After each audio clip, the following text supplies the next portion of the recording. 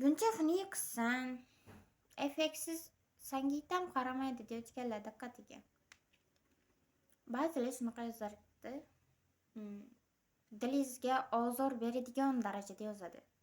To'g'ri, siz ularga e'tibor bermaysiz. Shunchaki fikrlarni o'qimasdan o'tib ketkazishingiz mumkin yoki diqqatingizni unga qaratmaysiz, lekin o'sha gapirayotganlarga bitta gapdi.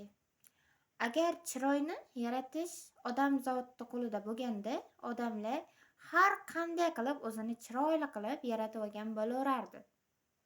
To'g'risi, xohlagan qiyofasiga solishi mumkin. Lekin bizni chiroyli qilib Alloh yaratgan. Va Allohga qarshi chiqqanlarni ahvolini ko'rilyapti. Yuzlarini masalan, endi hammani emas, ba'zi birovlarda butekis qildirsa yoki lablarini butekis qildirib, har balolarni qilib tashlaganlarni ishib, juda xunuklashib, yuziga qarab bo'lmaydigan darajada bo'lib ketyapti-da.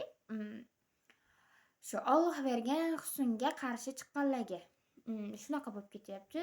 Uni endi nima keragi bor? Ya'ni o'zini chiroydan uyalib, endi sizlarni aytgan gaplaringga kirganda o'shalar ham o'zi chiroyli qiz, har bitta qiz. To'g'ri, ular o'ziga uncha qaramaydi, lekin juda ham chiroyli qiz. Alloh yaratgan. Shuning uchun ham chiroyli. U qora bo'ladimi, xunuk bo'ladimi, ularga umuman qarab bo'lmaydimi? Hammasini baribir Alloh yaratgan. Alloh esa mukammal, chiroyli qilib yaratadi. Hech qachon xunuk insonni yaratmaydi. Shuni unutmanglar. Chiroy bu o'tkinchi narsa. Masalan, 90-100 yoshga kirgan insonni yuzini qaraylar, ulardan chiroy tark etib bo'ladi. Lekin ulardagi mehr-oqibat kuchli darajada bo'ladi. Sizlar har bitta insonga sevgi ko'zi, mehr ko'zi yaxshi ko'rib qaraylar, inson bo'lmaydi. Yomon ko'rgan insonlar sizlarga xunuk ko'rinaveradi, chunki sizlar ulardan ayb topishlaring kerak, yomon ko'rasizlar ularni.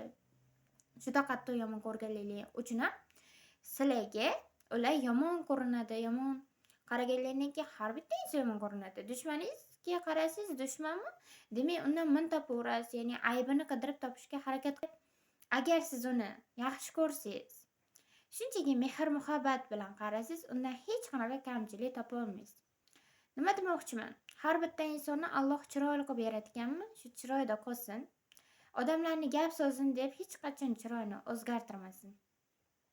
Barcha qizlarimiz juda ham chiroyli. Barchalarga bayram muborak bo'lsin. Men sizlarni juda yaxshi ko'raman. Shu chiroyli sizlarni tark etmasin.